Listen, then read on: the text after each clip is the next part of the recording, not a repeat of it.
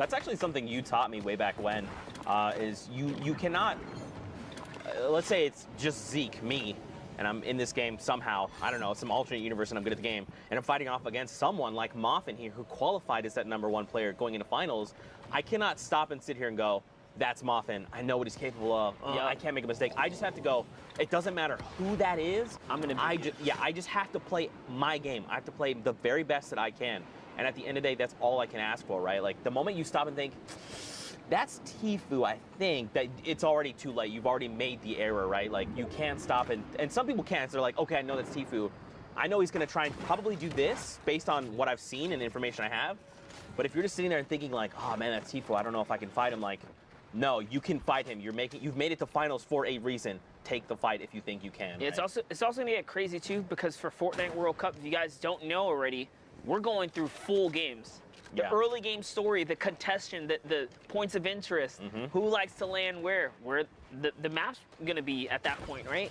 Things are gonna change, and the game is gonna be played in a way that we have not seen yet. And that's what excites me the most, is that we're gonna see 100 of the world's best under one hub, the Fortnite World Cup. Oh man, I can't wait. I can't wait. And to see all the Fortnite fans there as well, kind of cheering on the people they support, it's going to be Are you ready amazing. to feel the crowd's energy? I'm going to cry. Rip through your body? I'm going to cry, dude. It's literally you're going to feel the vibration of the entire stadium. Just erupt when incredible plays happen, you know. Oh, man. Man. Ooh, dude. Chills, dude. Chills. Chills, dude. Oh, yeah. We just fist bumped. You guys didn't see it. Fortnite fan, we had a little bit of a moment there. We hope you had that moment with us. Hashtag Fortnite World Cup. Are you ready? Are you hyped for the Fortnite World Cup Finals in New York City? Alter Ego here finds an elimination, cracks that player. Now, this is his first elim. He's probably hoping for more, right? At this point, he wants as many points as possible. So he's going to look to probably play a little bit more aggressive, right? But look at everyone else. Moffin, the #1 player who came through for Asia, is in this lobby, and he's dominating the high ground. 12 eliminations, by the way. He has just been shutting it down while we've been chatting up a storm here. Moffin going for the high ground. He's holding it. Nice little side jump right there. No errors coming out of him. And look at how he uses the boombo to crack open all the builds. Nice little 82 right there. Here comes the pressure. Can he get the follow-up? He's looking for it. Nice little side jump, and that's another one. This player is in pickaxe territory. Bye-bye jackpot. And Moff could not even get the loot off that. Couldn't get the spoils. Another boombo crack open right there. And when a fresh build comes out, if you do not hesitate, you send a boombo right away, you break it all open. So that's how he's able to just like catch these players off guard, because those roof panels are just, that's it, exploding right up. Yeah. Down to the low ground, CXV gets one elim there, and it's Macy and Mev who's going toe-to-toe. Mob still just has the dominant position. Yeah, I mean, so he's going to drop down. He's got the single build, so he had to take a little bit of fall damage to rejoin everyone from the stratosphere. Macy's down below, and look at this. Immediately, boom, he says, I know you heard me take this fall damage. You don't know how much it was. They go for the challenge, and Moffin was prepared. He knew. Again, it's just about dictating the game, right? He's like, I want you to challenge me. You know that I'm hurt, how hurt I am. You do not know. And just like that, dictating the game yet again cleans up that victory out. 15 eliminations. Points is that? It's that 25-point game.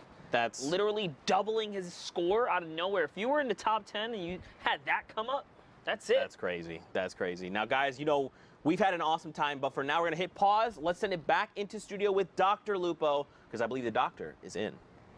What a terrible, repetitive joke, Zeke, but I appreciate the effort. I'm just kidding. Thanks, Zeke. Appreciate that. Crazy games from Asia and Oceania. You love to see kind of the meta changes and how different regions present themselves and the way that they adjust their gameplay relative to everybody else. But Europe today, and as we've seen multiple times in the past, Europe has done an excellent job of putting on a show like I think few people could even possibly imagine. And to talk about that and an interesting turn of events for who ended up at the top, joining me right now is Sundown. What do you think so far about Europe? Thank you so much, Lupo. Indeed, it was crazy. So just a couple of quick facts I want to write down. 15 points separated 100th place and 8th place.